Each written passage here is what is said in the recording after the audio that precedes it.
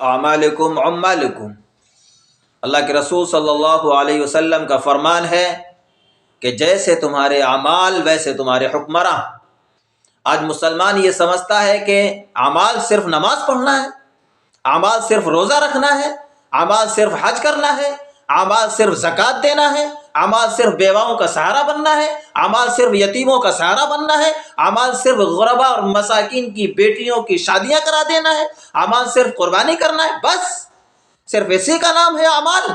نہیں، تمہارا کسی حکمراں کا انتخاب کرنا بھی ایک عمل ہے، اور یہ عمل ایک ایسا عمل ہے جس کے اوپر تمہاری 5 سال گزرنا ہے، تمہارے بچوں کی تعلیم کا تعلق ہے، تمہارے سماج کے سوسائٹی کے سدھار کا تعلق ہے، اور تمہارے جو مذہبی امور ہیں ان پر پابندی کا ایک قانون ہے۔ انہی 5 سالوں کے اندر جو بنے گا، جس طریقے سے چلایا جائے گا، اسی طریقے سے آپ کو چلنا پڑے گا۔ نماز پڑھنا ہی صرف عمل نہیں ہے، امور خمسہ ہی صرف اعمال نہیں ہے، بلکہ حکمراں کا انتخاب کرنا بھی ایک عمل ہے۔ احباب اور کچھ لوگ پوچھتے ہیں مولانا کہ اس الیکشن میں کس کا انتخاب کیا جائے؟ میں ان سے سوال کرتا ہوں، کیا تم نے اپنی عقل کو بیچ دیا ہے؟ کیا تم نے اپنی عقل کو گروی رکھ دیا ہے؟ کیا تم نے اپنی عقل کو ادھار دے دیا ہے؟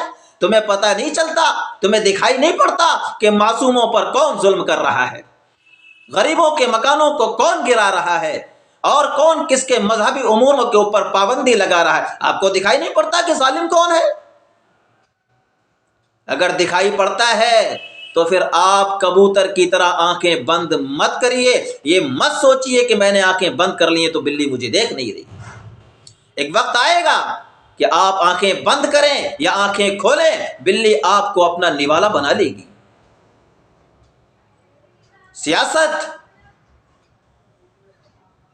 یہ مذہبی امور کے اندر ایک شعبہ ہے جس کا اگر صحیح استعمال کیا جائے، جس کو اگر صحیح سے چلایا جائے تو نسلیں پروان چڑھتی ہیں، سوسائٹی اور سماج کے اندر انصاف آتا ہے، گدیوں پر بیٹھنے والے انصاف کرتے ہیں، حکومت چلانے والے کی پشت پناہی نہیں کرتے، کسی کی طرفداری نہیں کیا کرتے۔ اور جب اسی سیاست کو غلط استعمال کیا جائے تو پھر سیاست جھوٹ کا پلندہ بن جاتا ہے اور سیاستداں کو ظالم کہا جاتا ہے۔ شاید آپ کو معلوم نہیں ہے کہ کل کے زمانے میں، کل کی گزری ہوئی تاریخ میں فلسطین نے اپنے اندر ایک اسرائیل کو بسایا تھا،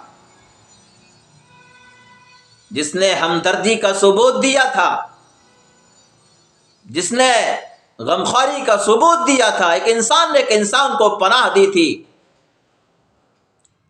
آج وہی اسرائیل فلسطین کے معصوموں کو جان سے مار رہا ہے، غربا اور مساکین کو در بدر کر رہا ہے، انہیں کو ان کے اپنے مکانوں سے نکلنا پڑ رہا ہے۔ آپ کیا سوچتے ہیں ہمارے ملک کے اندر جب معصوموں کی جانیں جائیں گی، جب معصوم اپنی ماؤں کی گودوں سے چھینے جائیں گے، جب معصوم تڑپتے اور بلکتے ہوئے اور سسکیاں لیتے ہوئے اس دنیا سے رخصت ہوں گے، تب آپ کو پتا چلے گا کہ ظالم کون ہے، ظلم کیا ہے، تب آپ کے ہوش ٹھکانے لگیں گے، تب آپ کا عقل و شعور بیدار ہوگا کہ انتخاب کس کا کیا جائے، کس کو گدی پر بیٹھنا چاہیے، کس کا انتخاب مسلمانوں کو کرنا چاہیے۔ وہ وقت آنے سے پہلے پہلے اپنے ہوش بیدار کر لو، اپنی عقلوں کو استعمال کر لو۔ آج کھلی آنکھوں سے انسان دیکھ رہا ہے کہ کون کس پر ظلم کر رہا ہے۔ اگر آج عقل مندی سے کام نہ لیا گیا، ہوش اور بیداری سے کام نہ لیا گیا، اور ظالم کو گدی پر بٹھا دیا گیا، ظالم کا انتخاب کر لیا گیا، اپنے حق کا استعمال غلط کر لیا گیا، تو پھر آنے والے سالوں میں آپ کہاں اور میں کہاں، مذہبی امور کہاں اور مذہب کہاں، مساجد کہاں، قربانی کہاں، اذان کہاں، ان تمام شعار کا کوئی پتہ نہیں چلے گا۔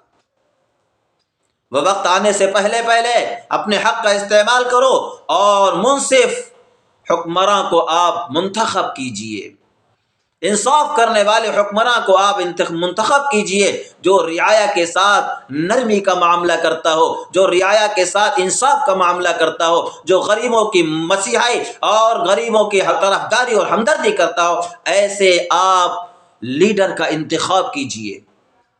ایسے حکمراں کا انتخاب کیجئے۔ ظالم کو اپنے حق کے استعمال سے گدی پر بٹھا دینا یہ ظلم کی پشت پناہی ہے۔